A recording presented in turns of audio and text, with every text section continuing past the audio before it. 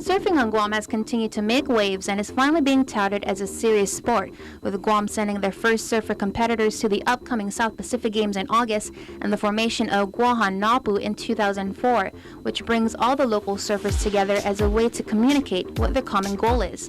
Guahan Napu President Willi Byerly has been surfing since 1966. You can do the math. Started surfing in Hawaii, then San Diego, then came to Guam in '68. And then I left in 1970, lived in England for a year, surfed there, then came back to Guam before the next snowfall came. Byerly says that compared to other places he has surfed, Guam is way more intense because of the reef. You know, you're dealing in shallow breaks versus like California or say like Europe, it's more sandy bottoms. So it's a little more treacherous. It's like when I first came to Guam, I had to learn how to surf all over again. As for hotspots, Byerly says that Rick's Reef is ideal because it's open to the public. Say a boat basin that's more local, and then Maritza's real local, where I guess they protect it more from, say, outsiders kind of thing. Unless you have respect.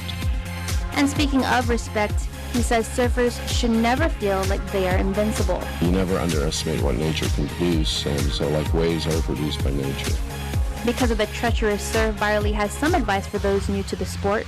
Learn how to swim, be good, practice, and then also, go out when it's smaller. Don't think you're going to conquer the biggest wave right away because it'll make you humble. Someone who is not new to the sport is Jared Brandon Gogwe.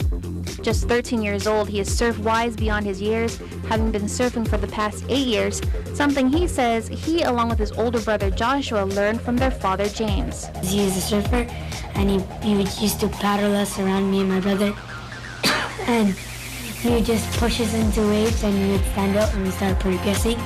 This St. Paul's Christian school student practices at least 4 times a week for 2 to 3 hours, catching waves at some of his favorite spots to include Rick's Reef and left side of Boat Basin. Aside from his dad, he does look up to a pair of other surfers. Kelly Slater, because how he's a champ and 10 times world champion, and how he respects everyone. And local surfers, I'd say Uncle Fred Mendiola, because he's like a cool guy. Gogwe has aspirations of turning pro, and at the rate he's going at, it doesn't seem to be too far away.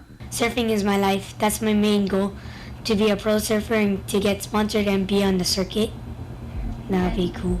Cool indeed. Gogwe has already competed internationally in Japan, placing among kids older than him. His advice for those thinking of picking up a surfboard? Just do it. It's the best thing that will ever happen to your life.